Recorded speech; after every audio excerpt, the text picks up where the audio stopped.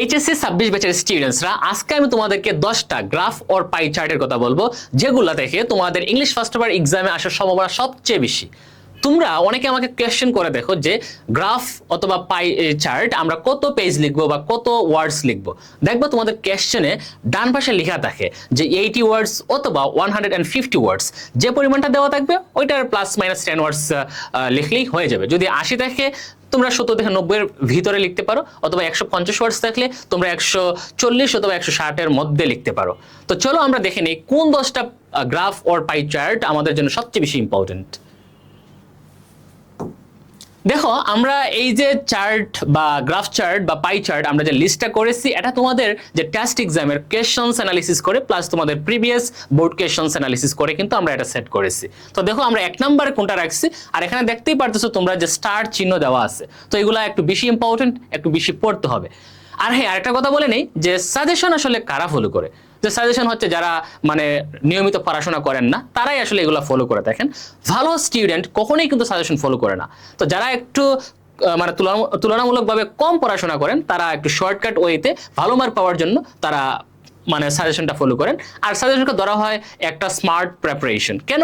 কারণ আমাদের কিন্তু বইয়ে অনেক গ্রাফ চার্ট, অনেক পাই চার্ট আছে, সো আমরা কোনগুলো পড়বো ওই একটা ধারণা নেওয়ার জন্য আমরা সাজেশন দেখে কয়েকটা পড়ে নেই, তাই না? তো দেখো আমরা কোনগুলা লিস্টে রাখছি। এক নম্বরে আমরা যেটা রাখছি সেটা হচ্ছে a pie chart on the time allocation of students. আচ্ছা, এখানে হয়তো বা অফ এ স্টুডেন্ট থাকতে পারে তোমাদের, of a students daily activities. আর যদি সবার দিয়ে দেয় তাহলে কিন্তু আবার এই অ্যাপোস্ট্রফিটা পরে হবে যে অফ স্টুডেন্টস ডেইলি অ্যাক্টিভিটিস, মানে একজন শিক্ষার্থীদের যে সময় কোন খাতে কত সময় ব্যয় করবে ওইটা নিয়ে একটা কি থাকতে পারে, পাই চার্ট থাকতে পারে। তো পাই চার্ট তোমরা যেন পার্সেন্টেজ আকারে দেওয়া থাকে যে এত পার্সেন্ট কাজ, এত পার্সেন্ট টাইম এটা করে, এত পার্সেন্ট টাইম ওইটা করে, এভাবে দেওয়া থাকে। তো আমরা কিন্তু আমাদের স্টুডেন্টসকে ফরম্যাট দেই, মানে একটা ফরম্যাট দিয়ে বা একটা টেমপ্লেট ইউজ করে তারা কিন্তু যে কোনো পাই চার্ট লিখতে পারে, একটা টেমপ্লেট দিয়ে যে কোনো গ্রাফ চার্ট লিখতে পারে। আমরা কিন্তু আমাদের প্রাইভেট ব্যাচে আমরা এভাবে কিন্তু পড়িয়ে থাকি। তারপরে দেখো আমরা 2 নম্বরে যেটা রাখছি সেটা হচ্ছে a chart on the percentage of transportation used by 1000 students to come to college, মানে 1000 শিক্ষার্থীরা তারা কোন যানবাহনের মাধ্যমে কলেজে আসে ওইটার উপর ভিত্তি করে একটা কি বলছে চার্ট লিখতে বলছে। তো এটা হচ্ছে কি আমরা পাই চার্ট বলতে পারো, যে এখানে আমরা এ পাই চার্ট বলতে পারি, যে এটা পাই চার্ট আকারে যে পার্সেন্টেজ আকারে থাকে, যে এত পার্সেন্ট বাসে আসে, এত পার্সেন্ট বাইকে আসে, এত পার্সেন্ট রিক্সা দিয়ে আসে, এভাবে থাকতে পারে। তারপরে দেখো 3 number a graph on the choice of profession by educated people in our country. তো চয়েস অফ প্রফেশন মানে কে কোন পেশাটাকে চয়েস করতেছে ওইটার উপর ভিত্তি করে একটা হচ্ছে গ্রাফ চার্ট লেখার জন্য বলছে, তো ওইটা আমরা পড়বো। তারপরে দেখো আছে a graph on the road accidents during Eid ul Fitr holidays. তোমরা জানো বাংলাদেশে কিন্তু গত ঈদ উল ফিতরে অনেক অ্যাক্সিডেন্টস হয়েছে, অনেক মানুষ মারা গেছে, সো খুবই ইম্পর্টেন্ট। এখানে 3 স্টার দেওয়া আছে, এখানে যে যতগুলো আছে সবগুলোই কিন্তু স্টার দেওয়া আছে, তো সবগুলোই ইম্পর্টেন্ট। তো 10টা কিন্তু বেশি ইম্পর্টেন্ট পড়তেই হবে। তো এটা আমার কাছে মনে হচ্ছে আর একটু বেশি ইম্পর্টেন্ট, যেহেতু রোড অ্যাক্সিডেন্টস এটা মাত্র 2-3 মাস আগে হয়েছিল। তারপরে দেখো a graph on the engagement of child labour in different sectors, মানে শিশু শ্রম নিয়ে তারা কোন খাতে মানে কতজন শিশু কাজ করে বা কোন খাতে কতজন শিশু মানে টাইম দিচ্ছে ওইটার উপর যে চাইল্ড লেবার, এটাও ইম্পর্টেন্ট বলা যায়। এই জন্য এটাকেও আমরা 3 স্টার দিয়ে রাখছি। তোমাদের টেস্ট এক্সাম অনেক জায়গায় আসছে, প্লাস হয়তোবা এটা বোর্ডেও ছিল।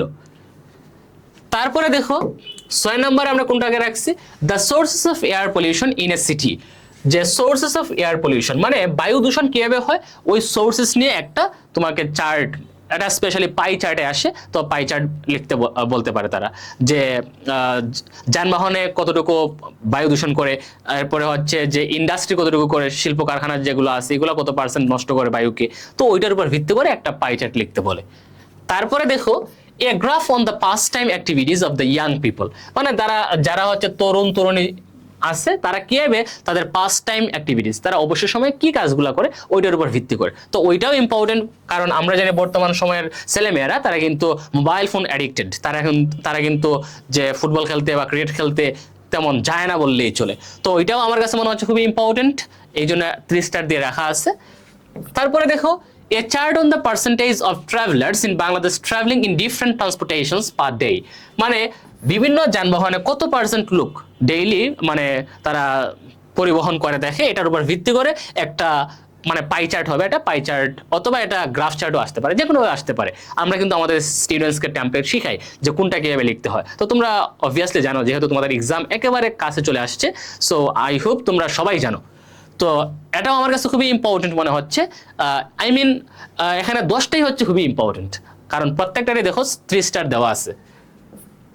9 নম্বর দেখো, a graph on the literacy rate of Bangladesh from 1995 to 2010, মানে 1995 থেকে 2010 সাল পর্যন্ত বাংলাদেশের সাক্ষরতার যে হার, ওইটার উপর ভিত্তি করে একটা গ্রাফ চার্ট আসতে পারে। খুবই সিম্পলি আমরা লিখতে পারি। তারপরে দেখো 10 নম্বর, a pie chart on the percentage of a families household income distributed into different categories.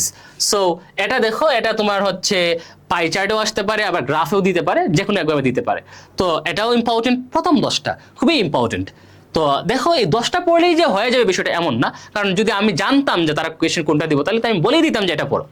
আমরা এটা কিভাবে বানিয়েছি, আমরা টেস্ট এক্সামের কোয়েশ্চনস অ্যানালিসিস করে প্লাস তোমাদের প্রিভিয়াস বোর্ড কোয়েশ্চনস অ্যানালিসিস করে যেগুলো ইম্পর্টেন্ট মনে হয়েছে সেগুলি কিন্তু আমরা দিচ্ছি।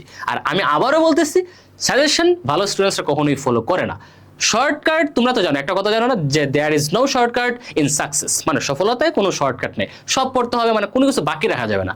কিন্তু আমাদের দেশের একটা মানে একটা ট্রেন্ডই বলা যায় যে আমরা পড়ি না, আমরা এক্সামের সময় পড়তে চাই। তো শর্ট টাইমে আমাদের দরকার কি স্মার্ট প্রিপারেশন, এই জন্য কিন্তু আমরা শর্ট করে একটা সাজেশন দিচ্ছি, ঠিক আছে? তো এই 10টা পড়লেই আই হোপ তোমরা কমন পেয়ে যাবা। তারপরেও যদি তোমরা একটু রিস্ক এড়িয়ে যেতে চাও, তাহলে আর 5টা একটু কষ্ট করে পড়তে হবে। যদি আমরা বাকি 5টার কথা বলি, দেখো এখানে আছে 11 নম্বর যেটা রাখছি লেস ইম্পর্টেন্ট, এখানে কিন্তু 3 স্টার নাই, বাট আসতে পারে, মনে হচ্ছে যে আসার পসিবিলিটি একটু আছে। লাইক এখানে আছে a graph on the selling rates of 7 types of books in 21শে বইমেলা। তো 21শে বইমেলা খুবই ইম্পর্টেন্ট, এটা আবার বেশি ইম্পর্টেন্ট বলতেছে না, যদি বেশি হইতো আমি 3 স্টার দিয়ে রাখতাম। তো বইমেলাতে মানে 7 ধরনের বইয়ের যে সেলিং রেটস, মানে কোনটা কত পার্সেন্ট বিক্রি হয়েছে, ওটার উপর ভিত্তি করে একটা চার্ট হতে পারে, পাই চার্ট হতে পারে, গ্রাফ চার্ট লিখতে দিতে পারে। তারপরে দেখো 12 নম্বর, a graph on the number of people living below the poverty line, মানে দারিদ্রতা সীমার যে নিচে যারা বসবাস করতেছে তাদেরকে নিয়ে একটা মানে গ্রাফ চার্ট লিখতে বলা হয়েছে, তো ওইটা পড়বা। তারপরে দেখো a graph on the gradual rise of the internet users in Bangladesh, মানে বাংলাদেশে তো internet users day by day বাড়তেই আছে, মানে কখনোই স্টেবল বা মানে হচ্ছে না, ইভেন ফ্লাকচুয়েশনও হচ্ছে না, প্রতিনিয়তই মানে একেবারে শার্পলি রাইজিং, মানে বাড়ছে। তো ওইটাও আমার কাছে ইম্পর্টেন্ট কিছুটা মনে হয়েছে, পড়ে নিবা। তারপরে দেখো a graph on the importance and uses of English, মানে ইংরেজির গুরুত্ব এবং তার ব্যবহার, ওইটার উপর ভিত্তি করে এটাও পড়ে নিবা। তারপরে দেখো 15 নম্বর, a chart on the percentage of different types of books preserved in a college library. এটা আবার কিছুটা ইম্পর্টেন্ট, যে একটা কলেজের লাইব্রেরিতে কোন কোন ধরনের বই সংরক্ষিত আছে, ওইটার উপর ভিত্তি করে একটা গ্রাফ চার্ট অথবা পাই চার্ট লিখতে বলতে পারে। তো আমরা কি বুঝতে পারলাম যে আমাদের হচ্ছে গ্রাফ চার্ট বা পাই চার্টের জন্য প্রথম যেগুলো আছে, যে প্রথম এখানে যে 10টা আছে, এই 10টা খুবই ইম্পর্টেন্ট, আমরা এই 10টা আগে ভালো করে পড়বো, তারপরে টাইম থাকলে আমরা এক নজরে দেখা যাবো। আর তোমরা যেহেতু টেমপ্লেট জানো কিভাবে পাই চার্ট লিখতে হয়, কিভাবে গ্রাফ চার্ট লিখতে হয়, আই হোপ তোমাদের যে কোনো একটা আসলেই তোমরা পেরে যাবা। তো সবার জন্য শুভকামনা রইল, আজকে এই পর্যন্তই।